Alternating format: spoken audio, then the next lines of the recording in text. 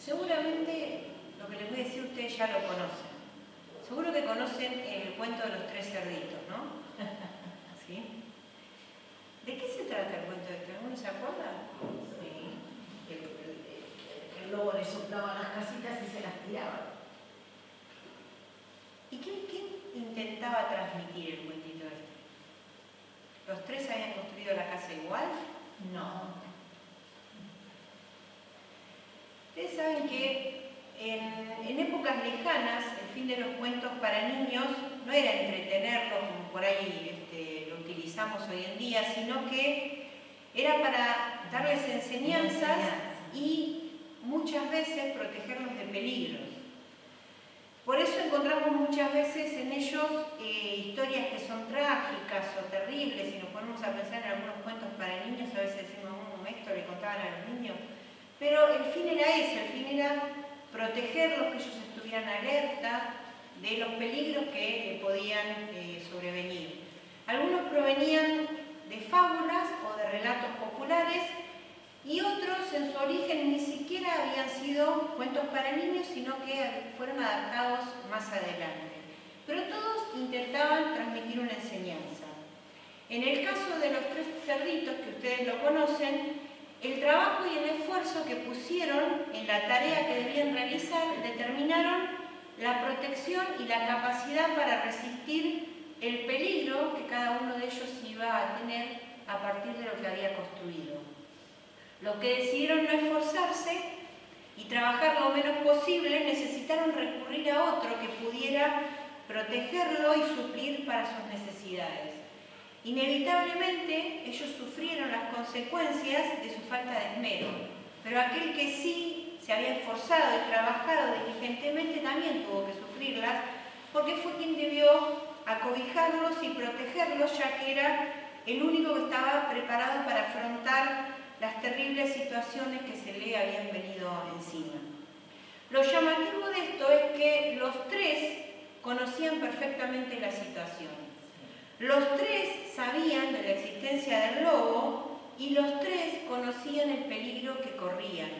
Sin embargo, solamente uno de ellos estuvo dispuesto a tomarse el trabajo de realizar lo necesario para prevenir lo que se les podía venir encima.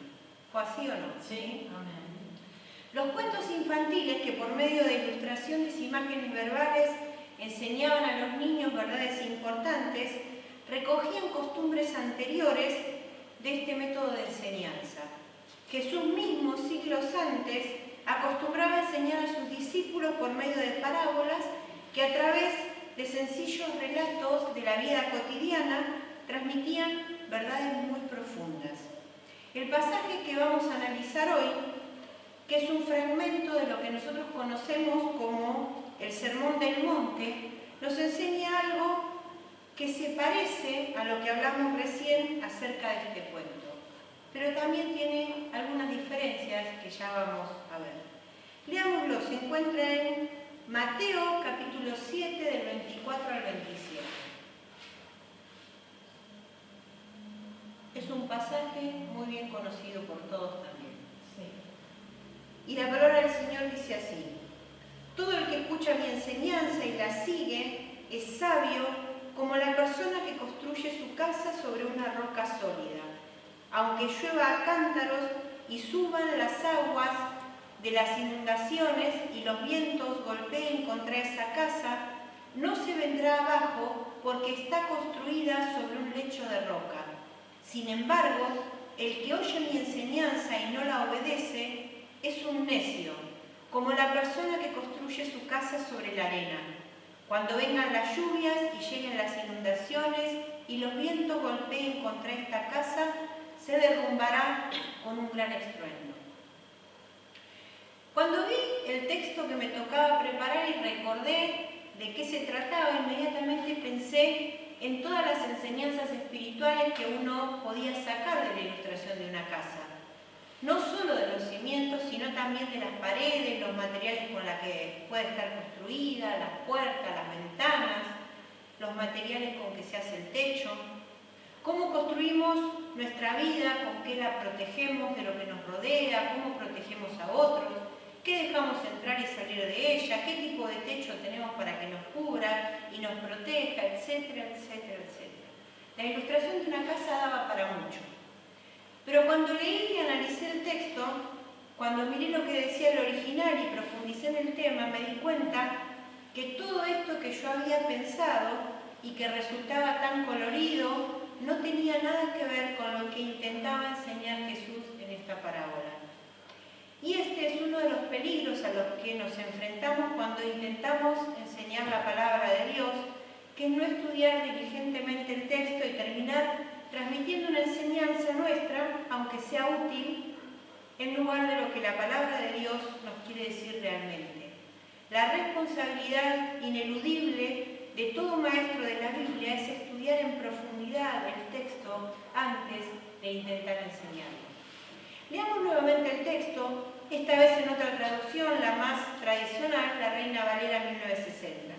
Y el mismo texto, que transmite lo mismo, pero con algunas otras palabras, dice así: cualquiera pues que me oye estas palabras y las hace, le compararé a un hombre prudente que edificó su casa sobre la roca.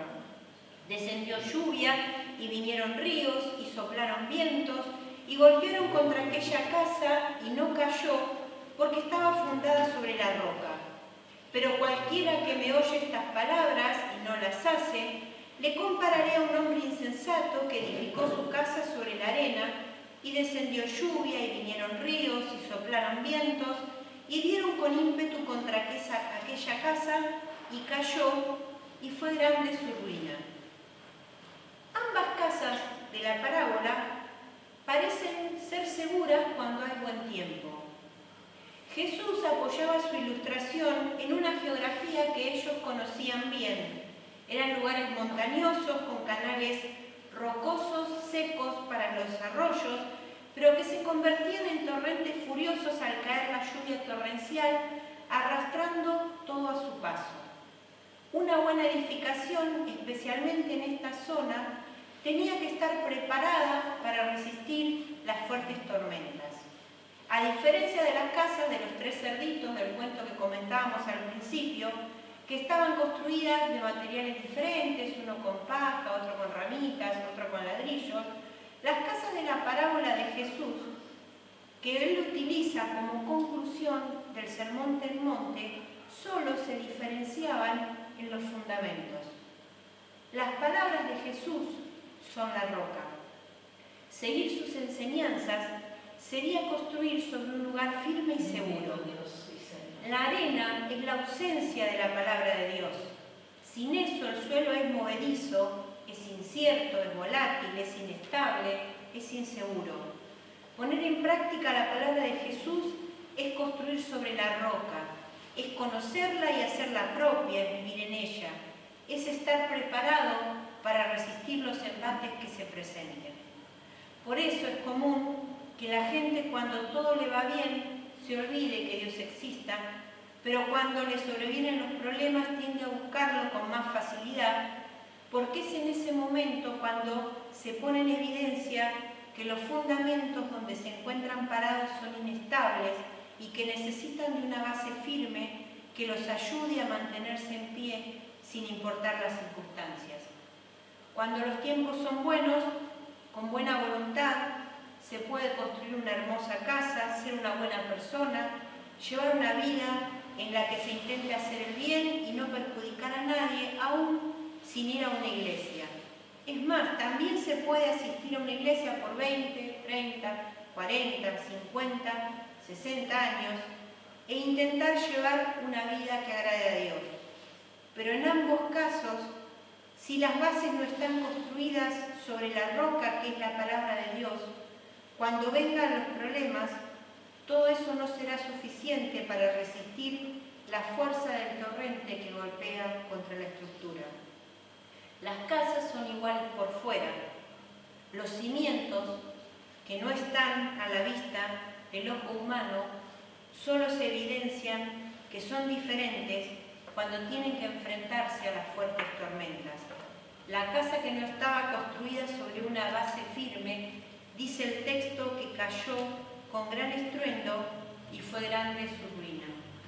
Los versículos que acabamos de leer son la conclusión del Sermón del Monte, que comienza en el capítulo 5. Durante 3 capítulos, el 5, 6 y el 7, tenemos una compilación de una gran cantidad de enseñanzas que Jesús dio a sus discípulos. Todo lo que Jesús les había enseñado concluye de esta manera, con el estruendo de la caída de la casa de quien no supo o no quiso construir sobre una base firme. ¿Son estas palabras una amenaza?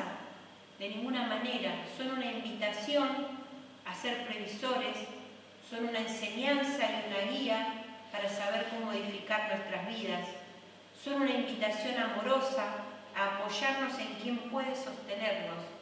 Son el secreto para vivir una vida plena. Al inicio del versículo 24, las dos palabras griegas que significan oír y hacer o escuchar y seguir son presentes y describen una acción continua. No es algo que oyó en el pasado, no es algo que oye ahora y después se le olvida, es una acción continua. Seguirá escuchando y poniendo en práctica las enseñanzas del Señor. Quien esto hace, construye en firme.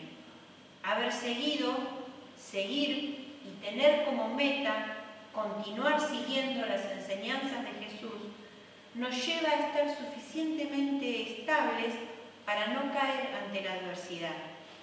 A quien esto hace, el Señor Jesús llama persona sabia y prudente.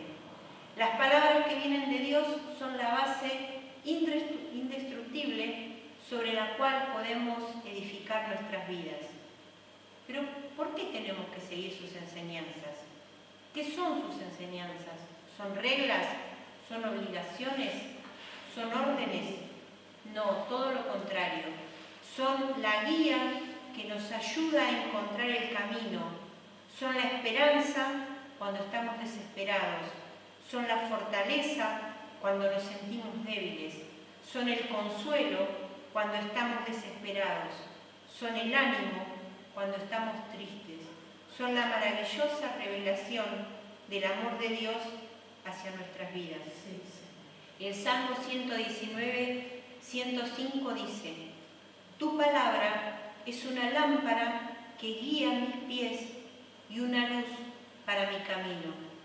Y el Salmo 19, 7 al 10 dice: las enseñanzas del Señor son perfectas, reavivan el alma. Los decretos del Señor son confiables, hacen sabio al sencillo. Los mandamientos del Señor son rectos, traen alegría al corazón. Los mandatos del Señor son claros, dan buena percepción para vivir.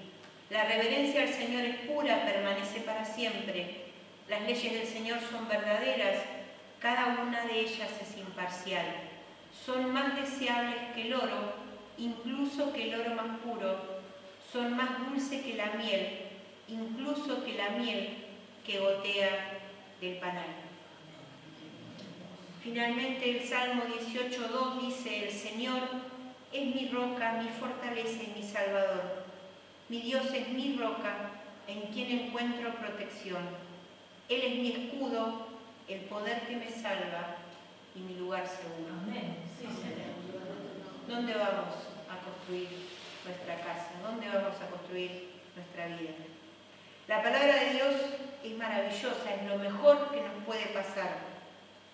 Que nuestro Señor nos ayude a llenarnos de ella y a vivir en ella cada día de nuestras vidas para que nuestros cimientos estén firmes y estemos preparados para vivir con fortaleza cada una